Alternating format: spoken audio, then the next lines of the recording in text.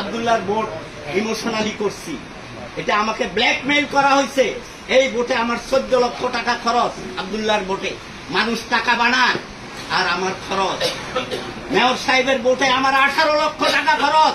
7 দিন 1000 লোক এখানে ছিল। 1000 লোক তাবু খাটাইয়া খিচুড়ি রান্না করে খাওয়াইছি। মনুকই মনুকে জিজ্ঞেস করেন সত্য কিনা। 18-20টা গেট করছি।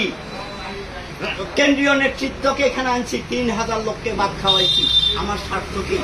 আমি এখনো জানি না মেয়র সাহেবের বাড়ি কোনটা। এখানে ওনার অফিসে মাঝে মাঝে যাই, চা খাই।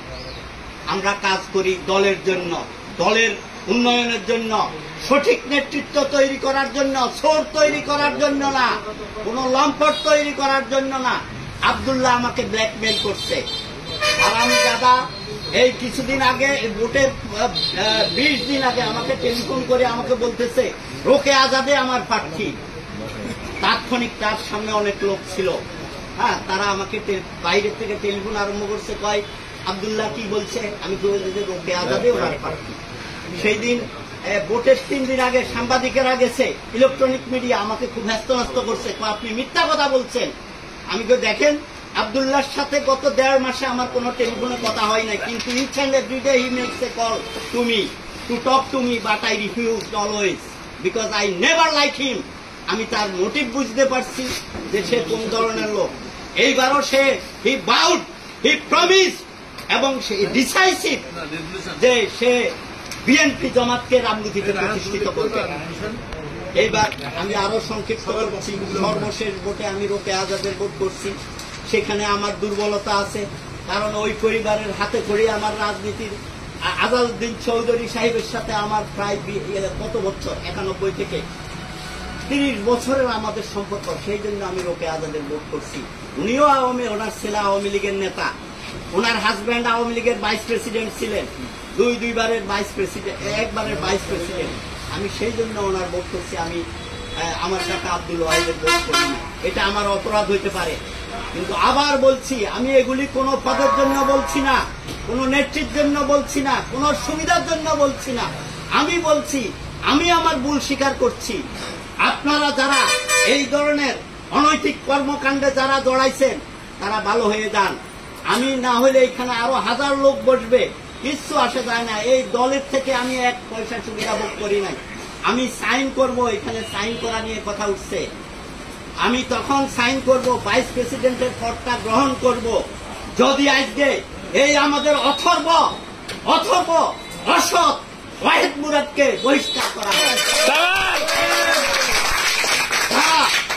এইবার যারা আমাকেও বহিষ্কার করেন, কারণ আমি ভোট করি নাই, কিন্তু আমি আওয়ামী লীগের সাথে থাকবো।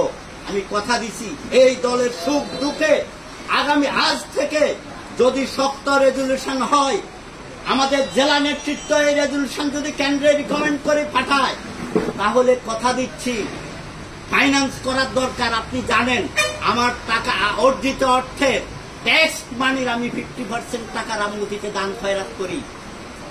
কেউ স্বীকার করে না। করোনার সময় মাস্ক 5টা দিছে, ছবি উঠেছে 242 লক্ষ টাকা দান অনুদান দিচ্ছি। 17 লক্ষ টাকা সরকারি অফিসে অনুদান দিচ্ছি।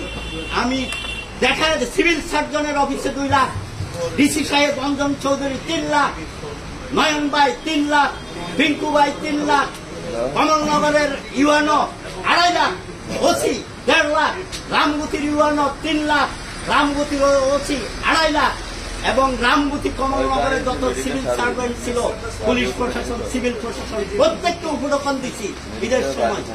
এবং ওই 2 বছর আমি থানাতে খাওয়াইছি, উপজেলাতে এই 4 জায়গায় আমি খাওয়াইছি আমার টাকা দিয়ে।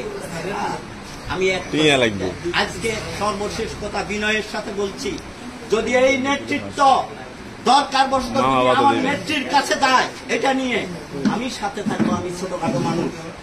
আর যদি এটার কোন সিদ্ধান্ত না নেয়, এই অথর্ব সভাপতি 1 কোরাল মাছের বিনিময়ে লম্পট চেয়ারম্যান, সেই বিএনপির দালাল, তার বাপ প্রতিষ্ঠাতা ওই মুনমুন, হ্যাঁ, আগামী দিন সোহেল চেয়ারম্যান আজকে যে ধরনের বলছে আমি আওয়ামী লীগের কেউ না, আমি বিএনপি থাকবো, আসি, ওই মুনমুন আগামী দিন বলবে যে আমার বাপ প্রতিষ্ঠাতা, আপনাদেরকে কচু কাটা কাটবে।